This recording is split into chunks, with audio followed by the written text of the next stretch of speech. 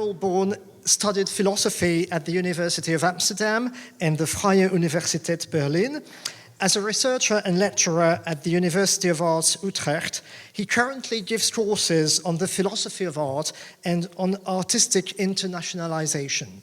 He's interested in various issues concerning art and society, artistic freedom and censorship, artistic thinking, and in particular, the question of musical significance. He once worked for Dutch Culture, a network and knowledge organization for international cultural cooperation. He has also been involved in several cultural manifestations, working as a programmer for different organizations in Amsterdam and initiating various cultural events.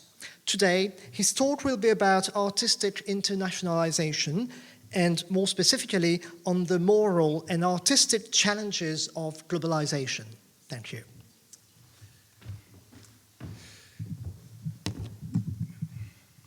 Good afternoon. Good afternoon, ladies and gentlemen. Yes. Thank you, Laurent, for that great introduction. Thanks to the organization of REMA, Centre Culturel d'Ambronay, the emerging project, for inviting me and offering this opportunity to speak for you, which of course is a great honor and a great pleasure to do that live again. Special thanks also to Adele, Elena and Nicolas for the logistic as well as intellectual support. We had some great discussions. We'll do it like this. Before starting off, I would like to make two small disclaimers.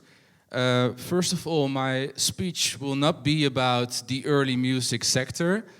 Although I am a great admirer of the works of Monteverdi, Bach, Scarlatti, etc., I do not know so much about the early music sector, but I've been asked to speak about, more generally, about the promises and challenges, ethical challenges of international cultural collaboration.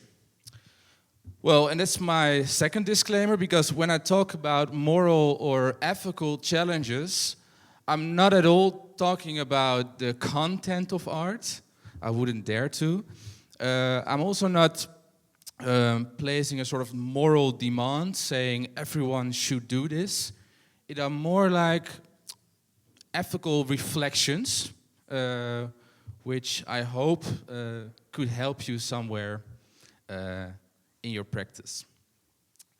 Well, it was already mentioned before, the word crisis. I thought also this lecture would be nice to start with that remarkable word that we heard the last 1.5 years over and over again.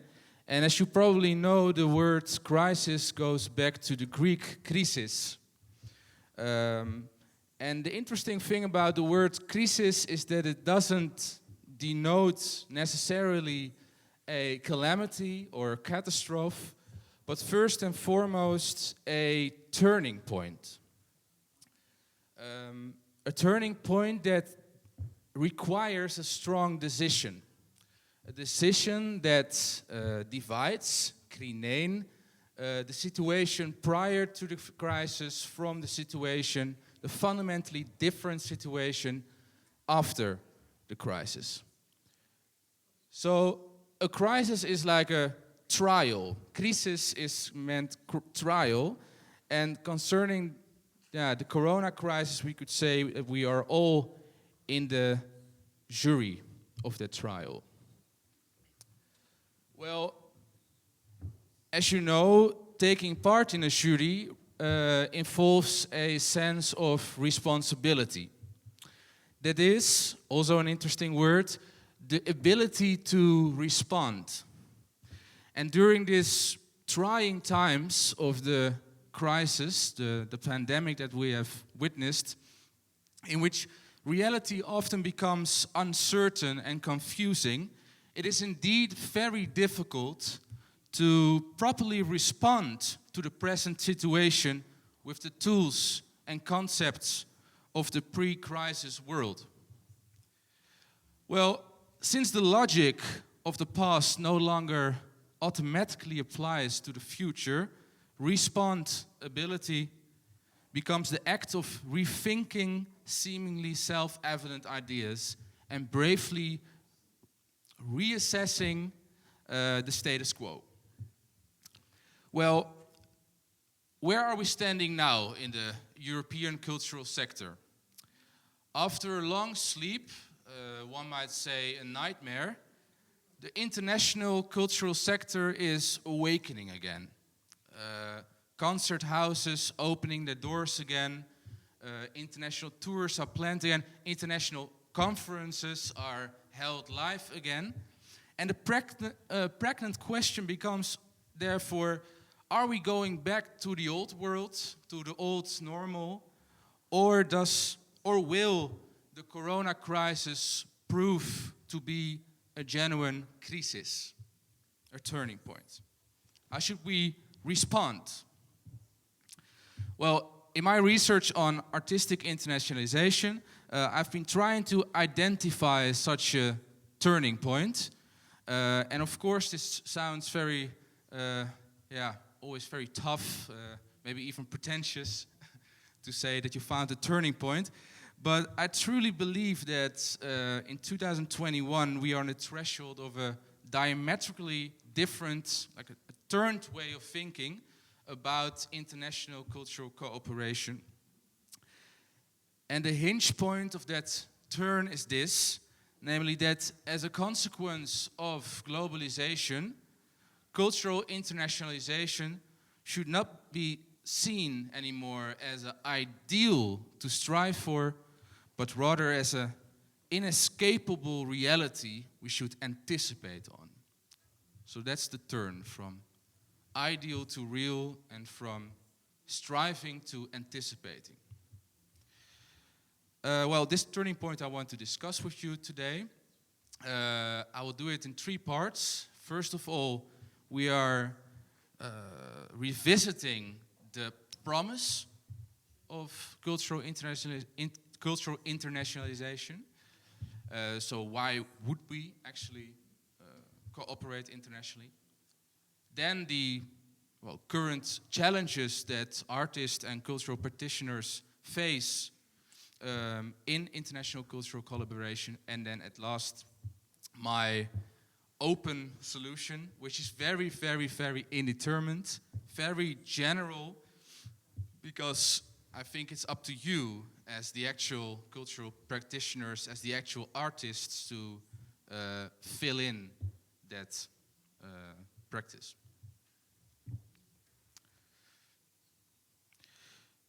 So, to begin with the historical promise of cultural internationalization, artistic collaboration. For centuries, the ideal, the value of artistic internationalization was a matter beyond doubt. The value of internationalization was namely grounded in what one could call a cosmopolitan promise. Well, what is cosmopolitanism again? As you might know, the word cosmopolitanism is also actually quite old. It was first coined at the 4th century before Christ by the peculiar philosopher Diogenes, who not only lived in a barrel and masturbated in public and took a flare on broad daylight to search for the human, but he also once said, when someone asked him where he was from, he replied, "Ego eimi cosmopolites."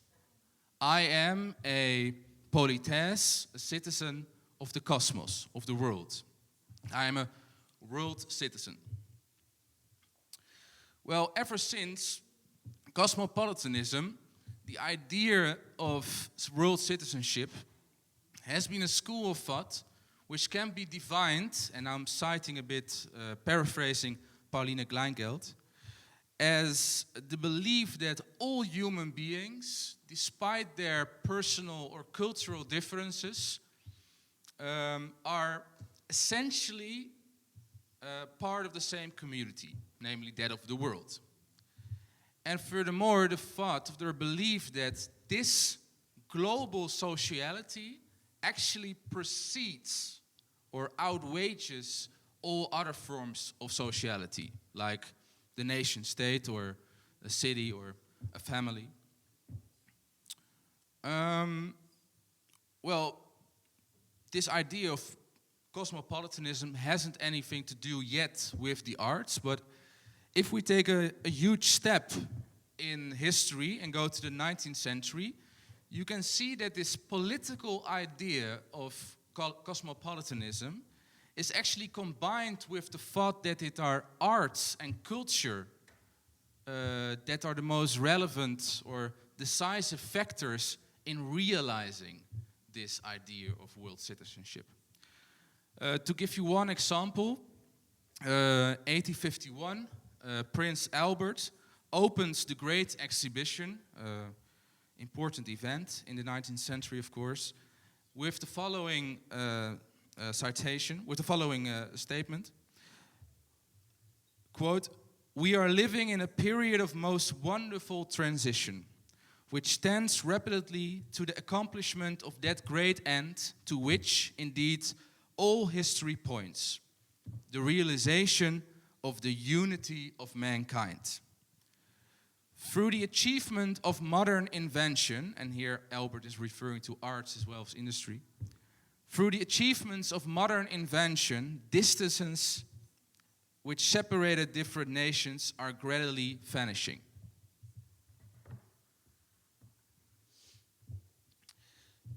So we see around this time in the 19th century as well that there is an international cultural sector arise.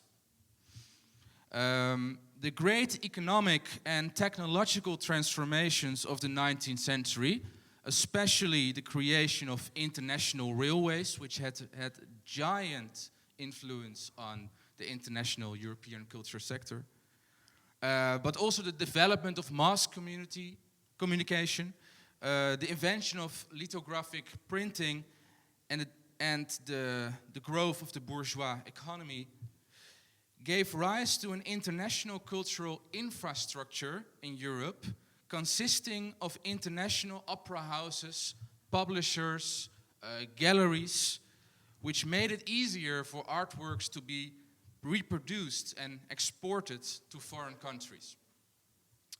Well, it is within this internationalization of the arts that cosmopolitanism becomes the main ethical justification. So, to cite someone else, 4 years after Prince Albert, the French journalist Théophile Thoré writes, "When the arts of all countries with their native qualities have become accustomed to reciprocal exchanges, the character of art will be enriched everywhere to an incalculable extent. Without the genius peculiar to each nation being changed. In this way, a universal school is formed, familiar with the world, to which nothing human will be foreign."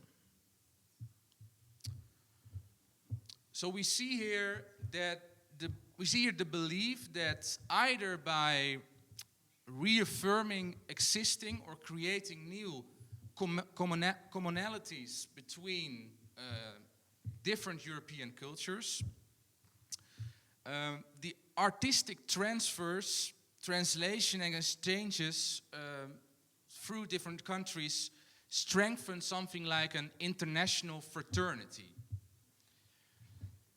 So the idea is not only that traveling would liberate the artist from a narrow-mindedness, but also that the artist's work, once liberated from petty prejudice, could attain a sort of universal quality through intercultural exchange.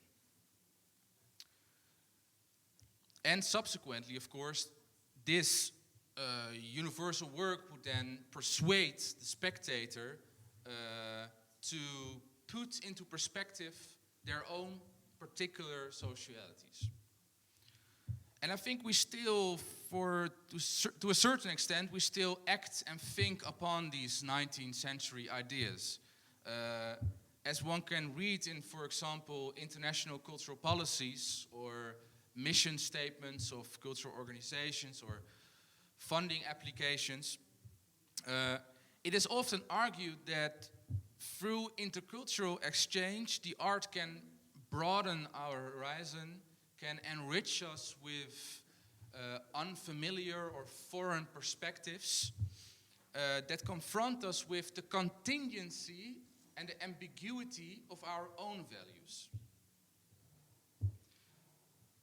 So the idea then is that, intercultural exchange is actually the best education for world citizenship.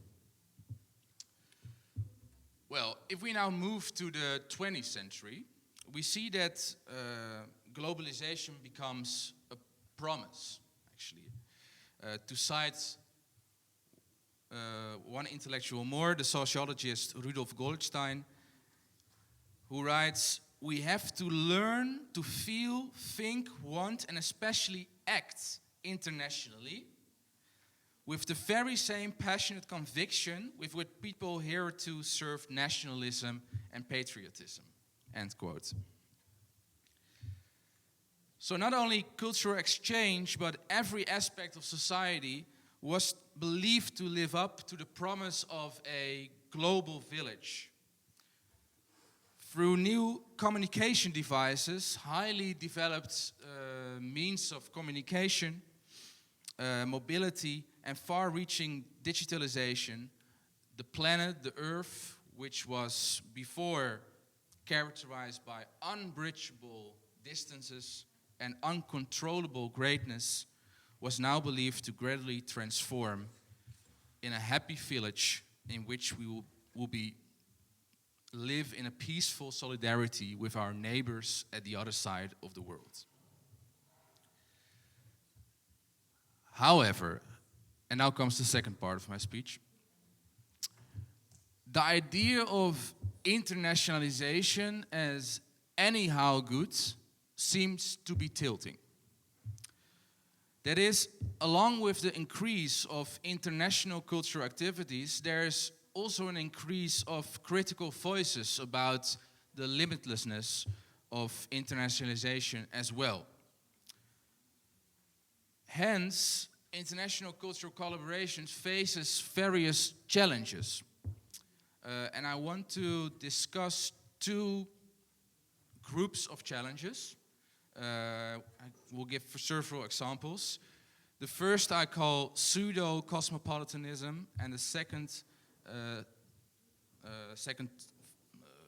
collection of challenges I call the disenchantment of the globalization. Well, to begin with pseudo-cosmopolitanism. So the idea that what actually seems to be the realization of cosmopolitanism actually isn't. Because although it sounds counterintuitive, one could actually argue that the globalization has problematized rather than realized the cosmopolitan dream in the arts. And the crux of the problem is that in a globalized world, internationalization can uproot artists and cultural workers from any connection to any sociality. I will give two examples, two gestures of this pseudo-cosmopolitanism. On the one hand, we can name what is often called the nomadic artist. So the precarious nomadic artist who has to travel a lot because whereas artists previously, of course, only had to travel in order to perform their work, we see nowadays more and more that artists also have to travel to finance and to make and produce their work. Well, as a result, internationalization, which is mostly presented as an opportunity, often turns out to be a bare necessity in order to survive.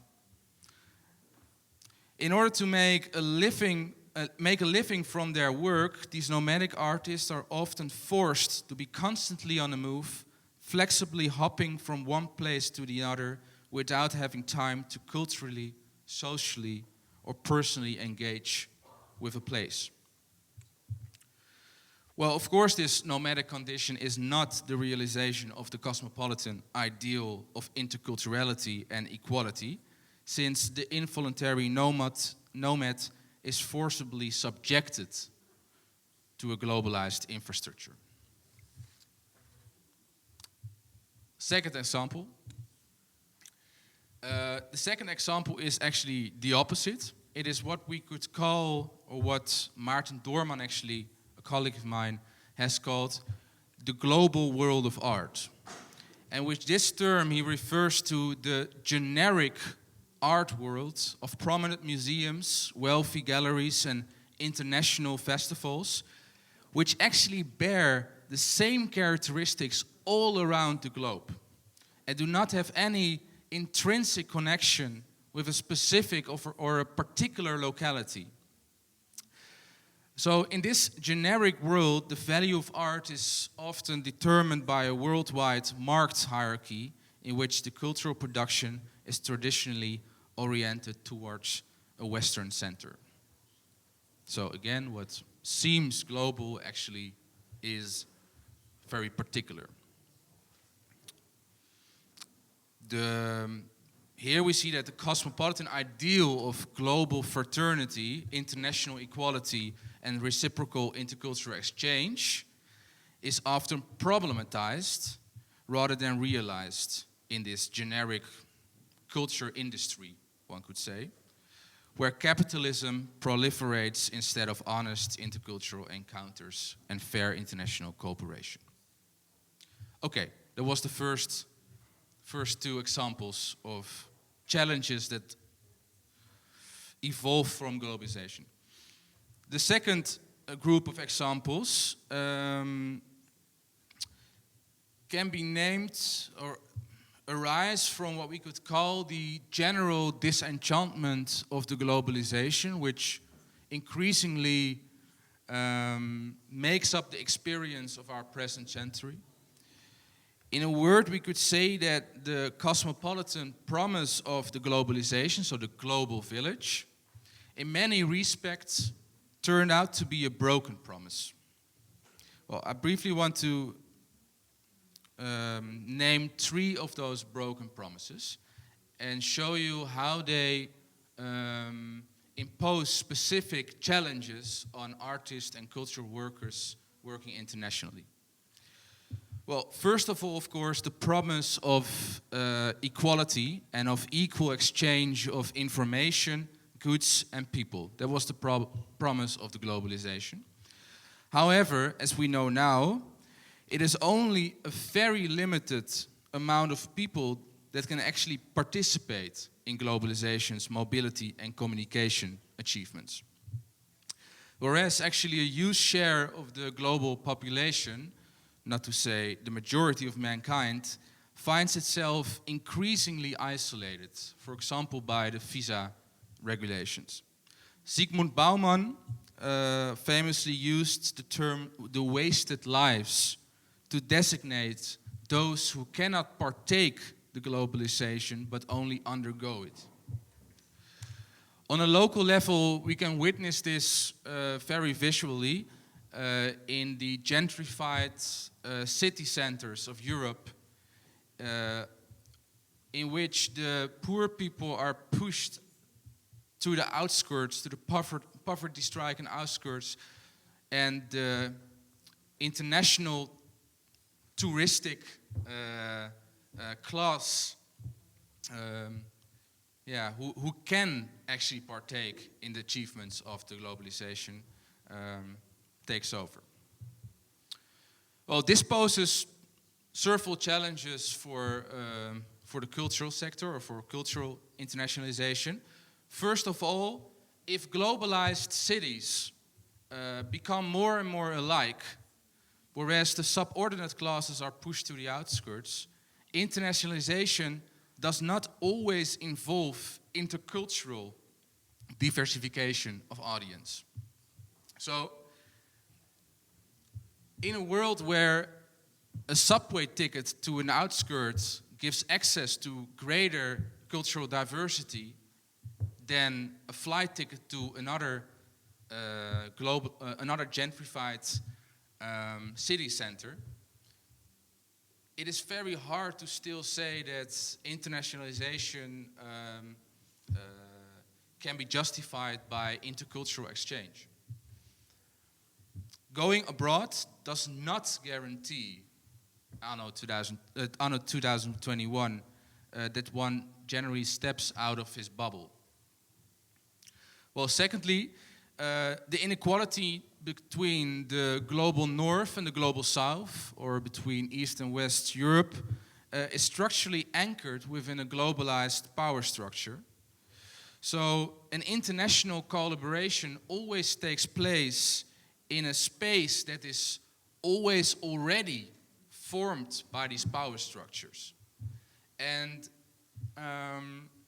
despite the best intentions, and I've seen this a lot, despite the best intentions and cosmopolitan ideals, it is very, very, it happens a lot that international cultural cooperation actually reproduces or repeats these unequal power structures. Think about language, for example, how easily we choose to speak English in an international cultural or artistic collaboration. We do that, and unconsciously we actually reproducing the power differences of some people having had good education in English and others not. Think about that 90% of all cultural collaborations between European countries and countries in the global south is financed, 19% is financed by European countries. You can imagine what it does, actually, also with the content of that collaboration. So that's about fair international cooperation. Well, the second broken promise of globalization, and thereby the second challenge, is that, the promise was, of course, that the diminishing of national borders would lead to international solidarity. However, as we know now, it appears actually that the answer to the fading national sovereignty exists rather in a resurrection of nationalism, protectionism, populism, and other forms of resentment politics, as can be seen with the recent political phenomena of Brexit, Trump, etc. So the old avant-gardistic idea of that internationalization would lead to international solidarity, and hence that artistic international projects lead to reciprocal understanding and mutual respect, has lost its self-evidence. So the challenge becomes to reformulate how art is actually able to bridge cultural differences between people. And I think that's very difficult, but I think we might try to show how art is able to undermine or disrupt rather than fuel dominant political discourses. But that's another discussion.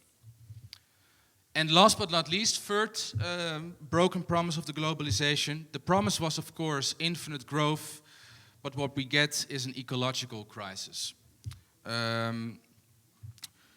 Over the course of the present century, the awareness about the alarming ecological repercussions of globalization has increased to an extent that it cannot be ignored any longer. And these ecological considerations, and I've seen that a lot, often place cultural workers and artists for a real dilemma. And as you know, a dilemma is always a choice situation between two unsatisfactory options. And we see that also with this dilemma, that traveling less or differently is almost is directly experienced as a loss by cultural workers. Not only as a financial loss, but a defeat in terms of almost all values and promises of internationalization.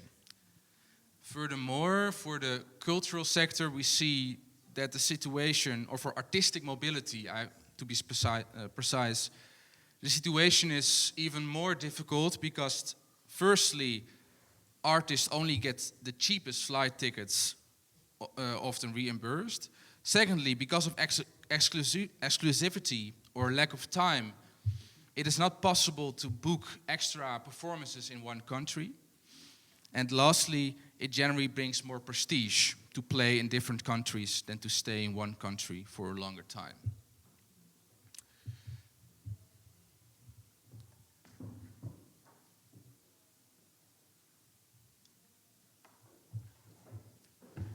So, conclusion. International cultural cooperation used to represent this cosmopolitan promise of artistic self-development, global solidarity, and intercultural exchange. However, today we see that globalization has put these traditional justifications under pressure. And it does not mean that it does not mean that the cosmopolitan ideal does not count any longer, or that internationalization is a bad thing. That would be ridiculous to say. But we might say that it lost its self-evident innocence. It lost its Selbstverständlichkeit,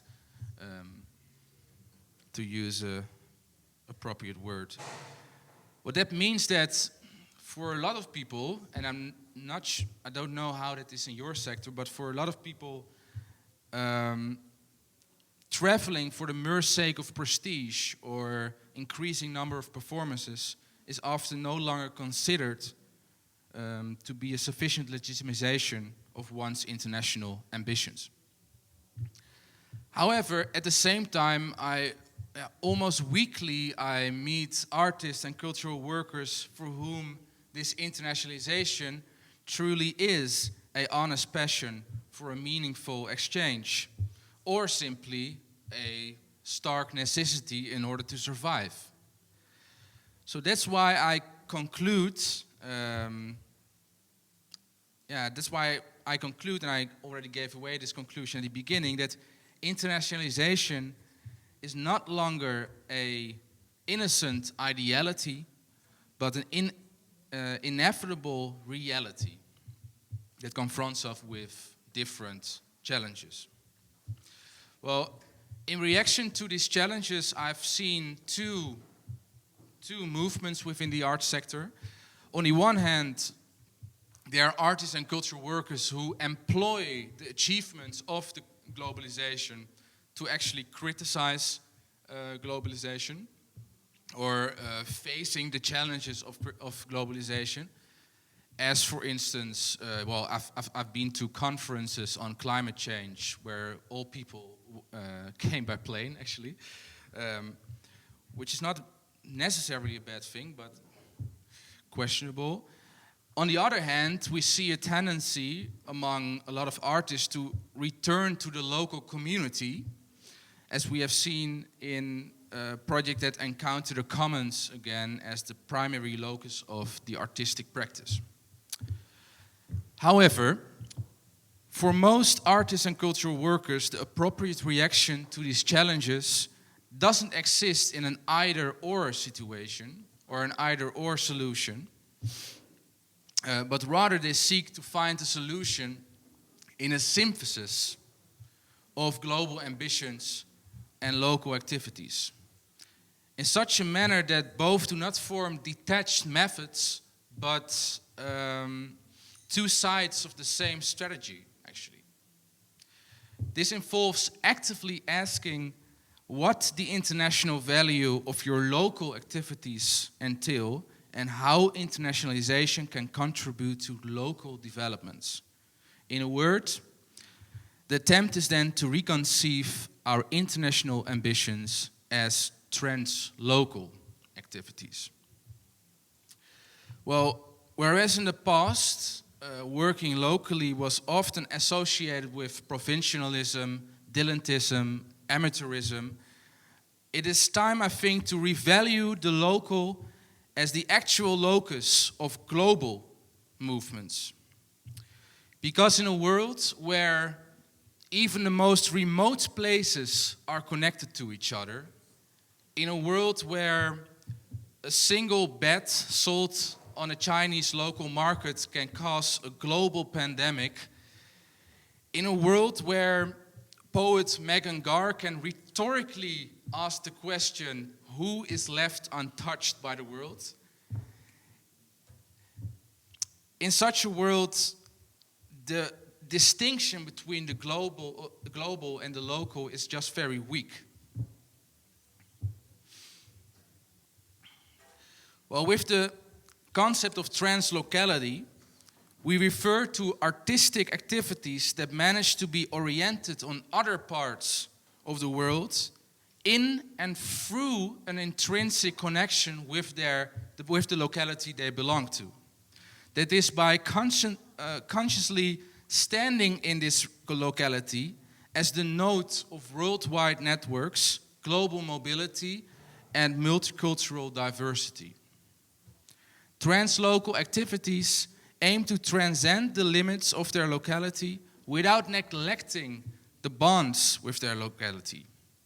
That is, without entering that global world of art, which is only generic.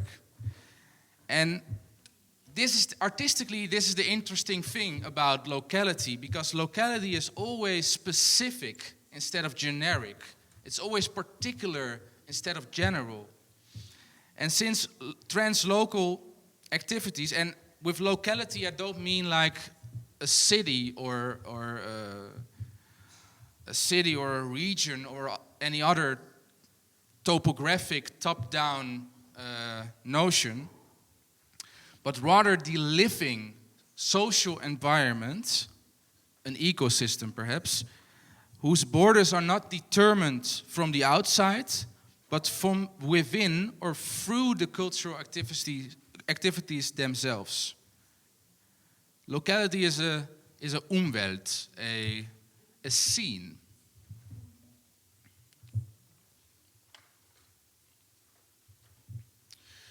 Well, let me conclude. If the corona crisis urges us to re-establish the legitimization of working abroad and to reformulate our cosmopolitan ambitions in ways that address the moral and artistic challenges of globalization, I propose to you the notion of translocality as a term for this new ideal. With translocality, the local is rendered a new significance in a global context. What this significance actually exists in may differ from case to case.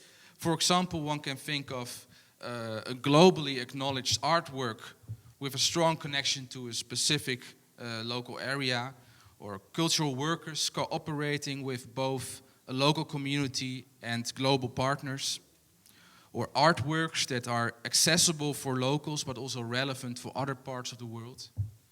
Or, well, yesterday, by accident, I talked to the director of Hebel am Ufer in Berlin, and she said to me, yeah, we have like 140 nationalities playing here each year, but they all live in Berlin.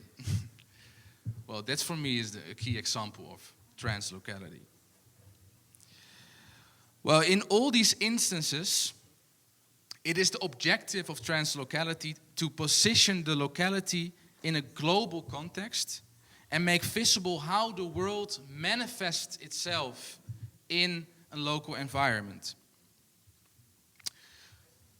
While the significance, of course, of the nation states relegates to the background. Well, I deliberately stop here, leaving translocality a rather open and indeterminate notion. As a philosopher, I actually believe that all great concepts are indeterminate, like beauty, truth, and love. instead of treating it as a definite descriptive predicate or distinct normative criterion, I offer you the concept as an unresolved question. That is the question of where there is something possible like translocality in the arts, and if so, what it would look like. Or formulated more substantively, how can one transcend the limits of one's locality without abandoning one's connection with a locality? And this actually discloses a whole range of questions that are concerning the future of cultural internationalization. For example, how to use the diverse and rich polyphony of one's local history as a source of inspiration. How to stay connected with people around the globe while protecting climate and planet. How to make sure that one's international endeavors are always intercultural exchanges. And how to arrange a fair international cultural collaboration that does not reproduce the structural power differences that dominate our globalized world, and so on and so forth. All these questions have one thing in common. They express the wish to be not pulverized by the increasing globalization, nor to shut oneself off from globalization, but instead to actively engage with globalization's possibilities by repositioning one's artistic practice in a meaningful place that interacts with its social and cultural environment. Such an open understanding of translocality, indeterminate in general theory, to be concretized by you in particular practices, may offer us an orientation in order to be able to respond to the challenges I discussed and to revitalize our international cultural passion with a renewed, solid legitimization that fit both the current society and tomorrow's world. I hope it will turn out to be a crisis. Thank you very much.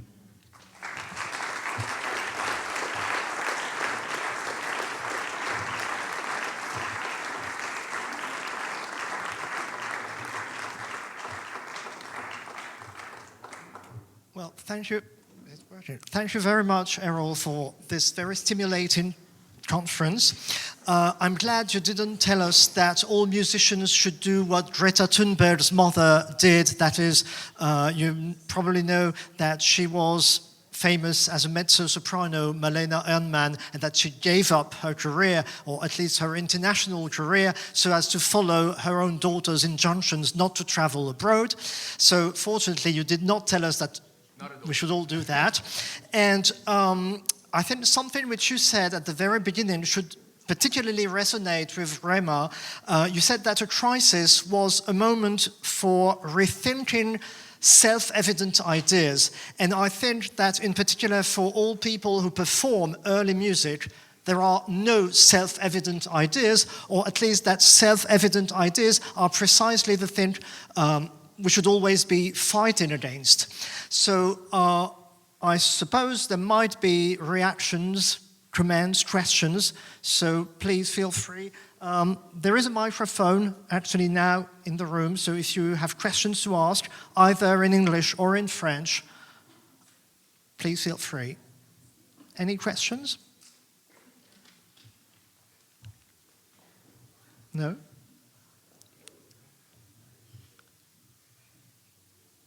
No? Always takes time.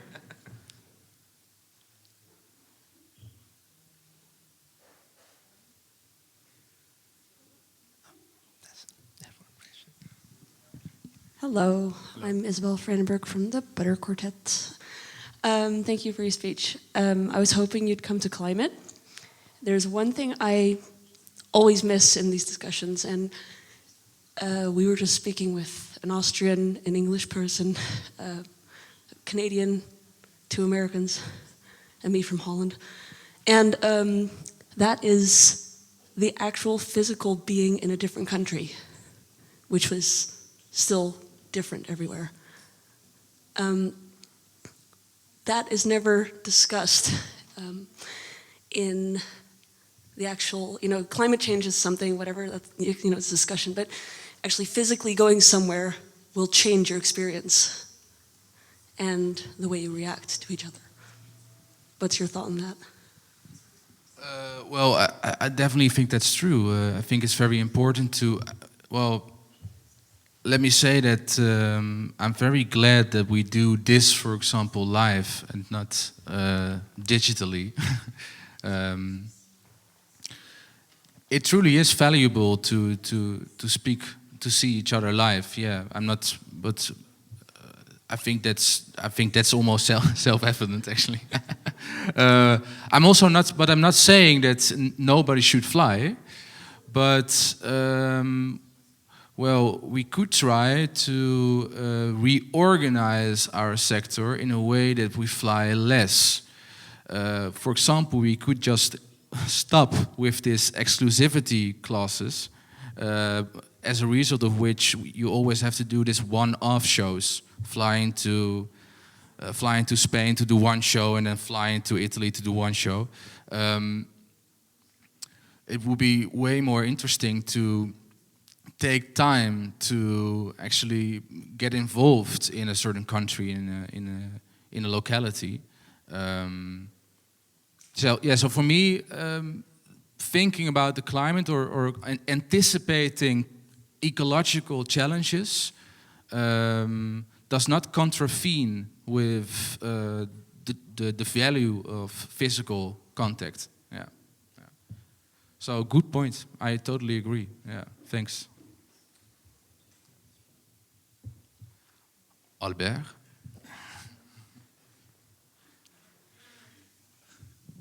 Thank you. I'm Albert, the president of REMA. Maybe a clarification. You gave your perfect example of translocality being Hebel am Ufer, where all the nationalities in the world come together. That is maybe true in 6 places in the world. Can you say more about what the rest of us could be doing, in your opinion? Yeah, well, first of all, I want to say that that's more my question to you, actually. Fair enough. But indeed, I gave a sort of ideal. Well, I'm not sure if it's the ideal example, actually. But you can, for me, the general thing is what makes a translocal activity translocal is that it, in a way, transcends its locality, while at the same time not losing its bond, its connection with a locality. So, for example, I know a Dutch ensemble which also performs a lot of early music, and they perform very local music. Well, I'm from the Netherlands. In the Netherlands, we don't have so much great composers, but they think we actually have, and they playing all this music. And for this, they're inviting international musicians from other countries for specific musical reasons. So then you see that a local discovery or a local music actually is combined with a worldly, a global orientation. Yeah. Or I can imagine musical projects also where different localities have something unexpected in common.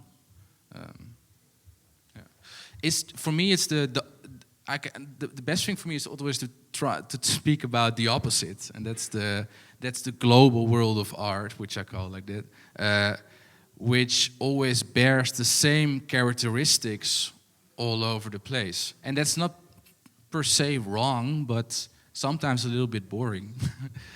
If I go to the Stedelijk Museum in Amsterdam, for example, I see Picasso and Barnett Newman, all paintings that could also have been hung in New York or in Tokyo or in Brazil. So it doesn't have really a connection to the locality. Yeah. Which doesn't mean that we should shut down the Stedelijk Museum. Merci. Thank you very much for this kind of difficult typology to deal with. I mean, cosmopolitanism, pseudo-cosmopolitanism, kind of culpability about global situation. I think it's really complex in several means. I remember last year, REMA, Katarina Livljanic in her talk talked about this global experience that a medieval singer would have because he was obliged to sing in Latin, talk in Latin, even if he was Croatian or Andalusian and so on. So indeed, of course, this is kind of a permanent phenomenon. The language will change, but the experience would be the same. And indeed, I mean, I do appreciate this consideration about global, and indeed also in humanities we have this tendency on global history, which is initially an idea to accentuate the Euro-centered vision of things. And the problem is that we have tendency to equalize everything. So global is, what is global? Is it something that is not European? So now we have micro-historic perspectives, which is your thing about locality, translocality and so on. So it's interesting. But I think what is interesting for us and for performance is that even because most people here would perform similar kind of repertoire, European-centered early music repertoire, but still, I think we do have this parameter of alterity since the public is different. So, experience of somebody seeing a Picasso in Athens Museum is not the same of experience somebody seeing Picasso in Paris Museum, because there is a perception mechanism and connections that will be made that are different. So performers do have to deal with that. So I think the conscience of alterity is an important point. Maybe in the same level of this cosmopolitanism, people here around all cosmopolitans in a way, speak different languages and so on. Of course we can do a typology, and of course we can question that, but concretely, how do we go on with, how do we deal with what performers propose to what public? So, of course, we can talk today about cultural appropriation, so which performer has the right to perform which repertoire and so on. So I think there is a big quantity of questions and something that is pragmatic, that is the situation of performers who perform this music to different publics and with different perspectives of perception. So alterity is, I think, a very interesting key on that. Just a thought. Yeah, interesting. Thank you for your thought.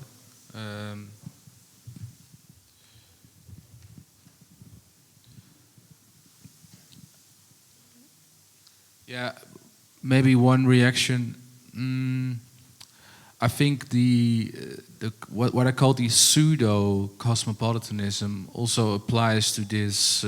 Sometimes to these global history movements that you describe, by thinking, okay, if we just integrate an African philosopher in the program, it's global.